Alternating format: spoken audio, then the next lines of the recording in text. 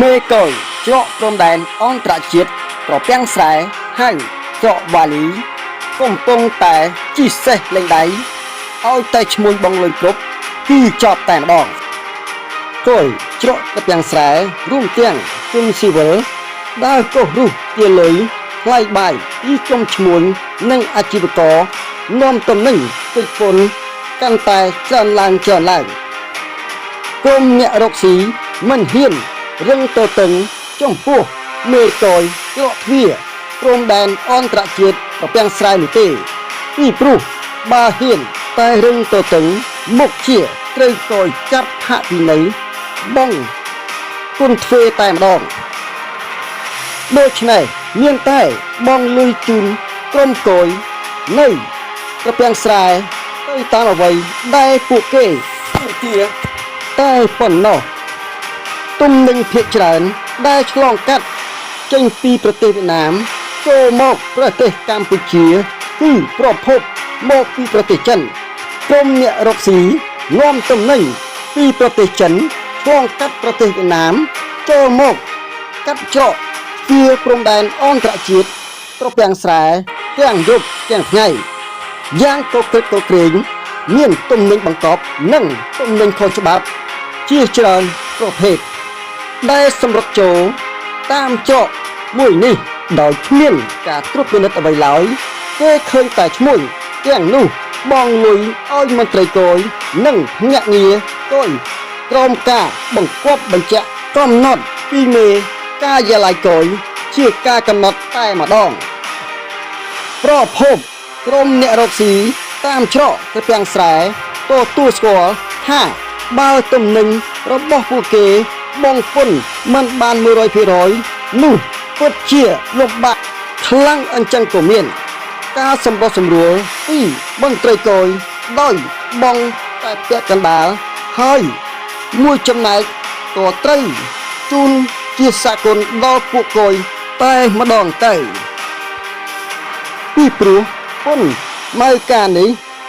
ស្ទើរមិនបានពី 45% ទៅ 50% ទេថែមទាំងបើកដៃឲ្យឈ្មោះទាំងនោះនាំចូលទំនិញទឹកពន្ធទំនិញបងពុនស្ទើរមិនគ្រប់និងទំនិញខុសច្បាប់ហូរចូលពីប្រទេសវៀតណាមតាមច្រកទ្វារអន្តរជាតិមួយនេះកាន់តែច្រើនឡើងបើតាមការគិតនិងការជឿជាក់ការប្រព្រឹត្តរបៀបអំពើពុករលួយរបស់លោកមេកយច្រកទ្វារអន្តរជាតិប្រពាំងស្រែហើយច្រកវ៉ាលីបើធ្វើបានក៏តែមានខ្នងបង្អែកវរឹងមាំចាំជួយការពារនិងជួយបិទបាំងនៅអគ្គនាយកគយកម្ពុជាទើបមេកយច្រកនេះហ៊ានប្រព្រឹត្តអំពើពុករលួយដោយគ្មានខ្លាចក្រែងអ្វីទាំងអស់សមត្ថកិច្ចនានានៅច្រកព្រំដែនប្រពាំងស្រែស្ទើរឲ្យដឹងថាលោកមេកយការិយាល័យបានឲ្យមន្ត្រីគយនិងអ្នកងារគយរួមទាំងចុងជីវិលផងនោះដើរគៀបសង្កត់ចំរិតកោសរុះទាលុយថ្លៃបាយថ្លៃទឹកក៏បានបង្កើតជាការទាលុយលើតុក្រោមតុពីក្រុមឈ្មួញនិងអាជីវករកាន់តែច្រើនឡើងពីអាជីវករដែលរកស៊ីដឹកទំនិញនិងប្រជាពលរដ្ឋនាំទំនិញចេញចូលឆ្លងកាត់តាមច្រកមួយនេះទៅតាមការបង្គាប់បញ្ជាឲ្យបងប្រាក់តាមការកំណត់ដែលការបងប្រាក់ទាំងនោះភាគច្រើនគឺបងដោយគ្មានវិក័យប័ត្រពន្ធគយនោះទេនេះជាសេចក្តីរាយការណ៍ពីអ្នករកស៊ីសង្ឃឹមថាអគ្គនាយកដ្ឋានគយនិង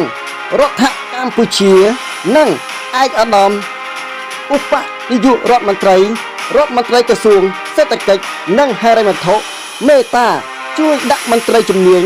ក្រុមអវ៉ាតចុះត្រួតពិនិត្យឡើងវិញជាពិសេសឯកឧត្តម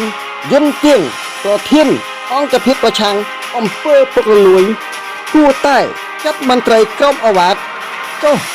ស្រាវជ្រាវស៊ើបអង្កេត